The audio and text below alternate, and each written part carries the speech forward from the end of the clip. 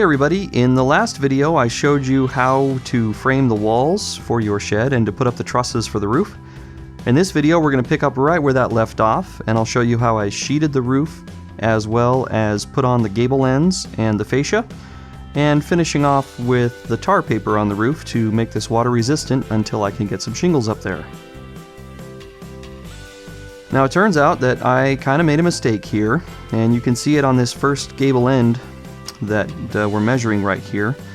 There should not have been a gusset on the outside of this gable end, and that's because I need to frame out something called a ladder that's going to hold the very end truss, or the very outermost gable end that's going to overhang the building. And I wasn't thinking very hard about this, and I'm off my plans at this point. I'm kind of making some of this up as I go. So I put gussets on the outside of this, and I really should not have. So as a result, we're having to measure pretty carefully to see exactly how long we can make these ladders. And I figured we can just make the ladders a little short, have them stop the gussets, but that also turned out to be kind of a bit of a mistake, and you'll see how we deal with that here coming up shortly. So we finished measuring for the ladder length, going from near the very end at the bottom up to where that gusset hits. And then we also installed a little bit more bracing on the underside of the trusses to make sure that they weren't going to go anywhere. We also removed the temporary bracing that we had put up on the end of the shed, that extra 2x6, because that was no longer needed to help brace the outermost trusses, so we would be ready to start hanging these ladders. Now I keep using the word ladder, and people are going to probably wonder, why are you calling it a ladder? You're not building a ladder, are you? Well, the thing I'm going to build looks like a ladder, and that's technically what it's called. This is a piece of framing that you build to attach to the truss you can see that's in line with the outer edge of the building, that's going to extend out over the end of the building so we can put another truss on the outside. This is going to form kind of an overhang, and that's what I'm putting on my gable ends. And they're called ladders because they look remarkably like a ladder when they're built. You can see it starts with two 2x4s that are cut to the same length, and then you just fill them in with smaller 2x4s at 16 inches on center. To do this right, I really should have removed the outer gusset from the rafter that we're going to attach this to, and built this ladder almost like an extension of the existing truss.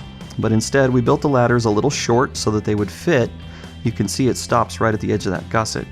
And that kind of turned out to be a little bit of a mistake because they weren't nearly as strong this way, and so when it came time to hang the outermost rafter, it got a little dicey. I think we wound up with something strong enough, and as soon as we got the sheeting up, that helped tie everything together, and it's a very strong roof now. Alright, once we had those two ladders attached, we could hang up the last truss. You can see we wound up adding a few extra pieces of bracing that ran along the top edge of the roof to be able to make sure that the truss was in line correctly. Once the gable ends were completely finished, we did this process at both ends of the shed. The next thing was to put on the fascia. Now fascia are 2x6 boards that run along the outer edge of all of your trusses, and we started by putting up these little guide boards that we could use to make sure that the 2x6 was going to be in line with the roof line. Then it was just a matter of nailing a couple of nails into the end of each of the trusses, ensuring everything was level, and then removing our guide pieces. Now I guess technically this is the sub-fascia, because this is going to be hidden by another piece of trim that's going to go on the outside that's going to actually be the outer fascia of the roof. And here's what the sub-fascia looks like all installed. Does a nice job of tying all those rafters together and giving me a nice flat smooth surface to nail on the finalized fascia. We repeated the same process on the other side of the shed. And after the sub-fascia was all installed, it was time to start sheeting the roof. Now this really is a two-person job. You could build some jigs to help position these big sheets of OSB up on the roof, but they're really heavy and difficult to maneuver, and so it really is helpful to have one person on the ground and one person up on a ladder who can help to make sure that the OSB isn't going to go anywhere while the other person nails. Now you may notice that this OSB does not end perfectly on the center of one of my joists or one of my rafters. So after we nailed in the first piece, we used a small circular saw to trim off that end so that it fit approximately halfway across that rafter. We did that first by snapping a chalk line. You can't really see it in this angle. I've got a better view coming up here in a moment. and then just running a circular saw right up the rafter. We were careful, of course, to set the depth of the blade to be equal to the thickness of the OSB. Here's a little better view of what it's like to do this work from up on the roof. Nailing in the sheet, and then snapping a chalk line to indicate where we need to trim it, and finally actually doing the cut. And here's a view of what the sheeting looks like when the first course or the first row is completely installed. I've got a skylight for the time being, but that skylight's not going to stick around for very long.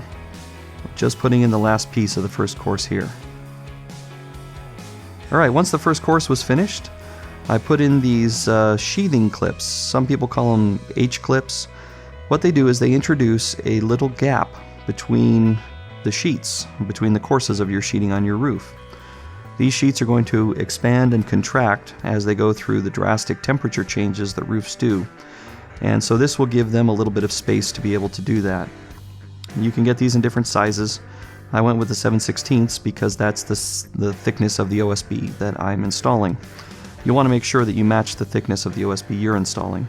And you can see here they put a little gap that's about 1/4 to maybe 3/16 of an inch between each of the sheets. Once we finished all of the sheeting, it was time to introduce at least a little bit of water protection, because I'm not going to be able to actually put the shingles up on this roof for a number of weeks, just with the way that my schedule is working out for the rest of this build. So I decided to just put some tar paper up. This will at least make it water resistant for the time being, and should last long enough for me to be able to get the shingles up in a few weeks. Now I know some of you are sitting at home and screaming at your computer that I'm doing this wrong. You're supposed to start at the bottom so that you can overlap as you go up. Well, I realized that it looks like I'm doing it wrong. We started up at the top for a good reason, and that is because we had already put in some bracing on the top of this roof to walk on in order to put in the upper course of sheeting.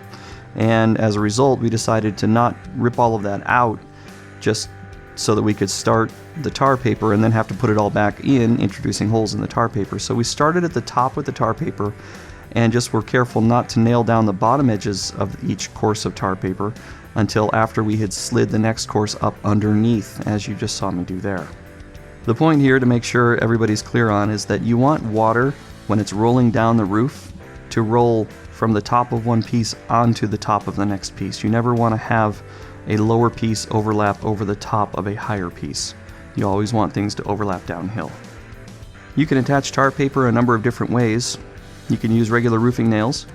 I opted to use these little fasteners that have kind of a huge plastic head. The head's about 1 inch or so in diameter, and the nails are only 3/4 of an inch long or so.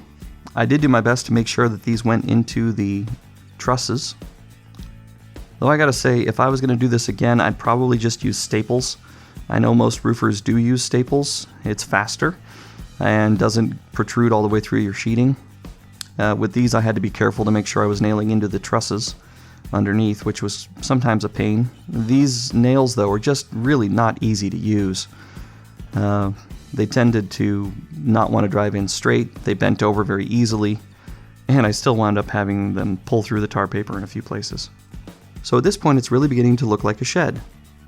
We have sheeting on the long walls as well as on the roof, and we've covered the roof with tar paper so that it's got a little bit of water resistance. And this is what the roof looks like from the very top. You can see I overlapped one course of tar paper at the very top so that we didn't have a seam at the top of the roof. Well, thanks for sticking around for this installment of my shed build. I hope you learned a little something. And in the next video, I'm going to be covering the rest of the framing for the gable ends, as well as sheeting those and moving on to the next steps of the construction. So if you haven't subscribed yet, go ahead and hit that subscribe button and ring the little bell that's next to it to make sure you get notified when my next video comes out. And we'll see you then. Thanks for watching.